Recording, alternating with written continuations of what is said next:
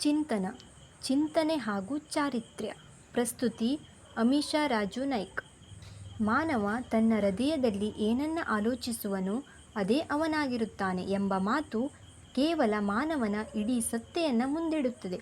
ಇಷ್ಟೇ ಆಗಿರದೆ ಈ ಮಾತು ಮಾನವನ ಪ್ರತಿ ಪರಿಸ್ಥಿತಿ ಹಾಗೂ ಸಂದರ್ಭಗಳನ್ನು ತಲುಪುವಂಥದ್ದಾಗಿದೆ. ತಾನೇನು ಯೋಚಿಸುವನೋ ಅದುವೇ ತಾನು ಆಗಿರುವನು. ಅವನ ಸ್ವಭಾವ ಅವನ ಒಟ್ಟು ಚಿಂತನೆಯ ಮೊತ್ತ ಎಂದು ಹೇಳಬಹುದು. ಬೀಜದಿಂದ ಸಸಿ.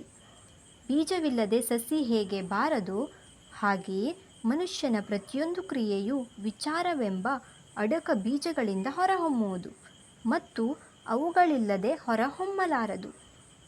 ಉದ್ದೇಶಪೂರ್ವಕವಾಗಿರದ ಹಾಗೂ ತಂತಾನೆ ಮತ್ತು ಪೂರ್ವಯೋಜಿತವಲ್ಲದ ಎಂದು ಕರೆಯಲ್ಪಡುವ ಎಲ್ಲ ಕ್ರಿಯೆಗಳಿಗೂ ಸಮನಾಗಿ ಇದು ಅನ್ವಯಿಸುತ್ತದೆ. ಒಳ್ಳೆಯ ವಿಚಾರಗಳು ಒಳ್ಳೆಯ ಫಲಗಳನ್ನು, ಕೆಟ್ಟ ವಿಚಾರಗಳು ಕೆಟ್ಟ ಫಲಗಳನ್ನು ಹೊಂದಿರುತ್ತವೆ. ಸಂದರ್ಭದ ಬಾಹ್ಯಲೋಕವು ಮನಸ್ಸಿನ ಅಂತರ್ಲೋಕವಾಗಿ ತಾನೇ ರೂಪುಗೊಳ್ಳುತ್ತದೆ ಮತ್ತು ಆಹ್ಲಾದಕರ ಮತ್ತು ಆಹ್ಲಾದಕರವಲ್ಲದ ಎರಡು ಬಾಹ್ಯ ಪರಿಸ್ಥಿತಿಗಳು ವ್ಯಕ್ತಿಯ ಅಂತಿಮ ಒಳಿತನ್ನು ಮಾಡುವ ಅಂಶಗಳು. ತನ್ನದೇ ಫಸಲಿನ ಫಲವನ್ನು ಉಣ್ಣುವನಾಗಿ ಮನುಷ್ಯ ನೋವು ಮತ್ತು ನಲಿವು ಎರಡರಿಂದ ಕಲಿಯುತ್ತಾನೆ.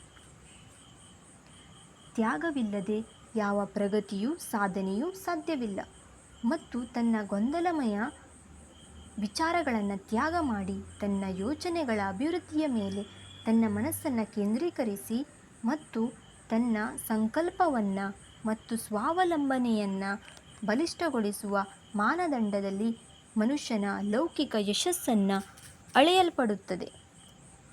ಅವನು ತನ್ನ ವಿಚಾರಗಳನ್ನು ಉನ್ನತ ಮಟ್ಟದಲ್ಲಿ ಏರಿದಷ್ಟು ಪೌರುಷೇಯ ಪ್ರಾಮಾಣಿಕ ವ್ಯಕ್ತಿಯಾಗುತ್ತಾನೆ. ಅವನ ಯಶಸ್ಸು ಶ್ರೇಷ್ಠವಾಗುತ್ತದೆ. ಅವನ ಸಾಧನೆಗಳು ಹೆಚ್ಚು ಒಳ್ಳೆಯ ಮತ್ತು ಬಾಳಿಕೆಯದಾಗುತ್ತದೆ. ಧನ್ಯವಾದಗಳು.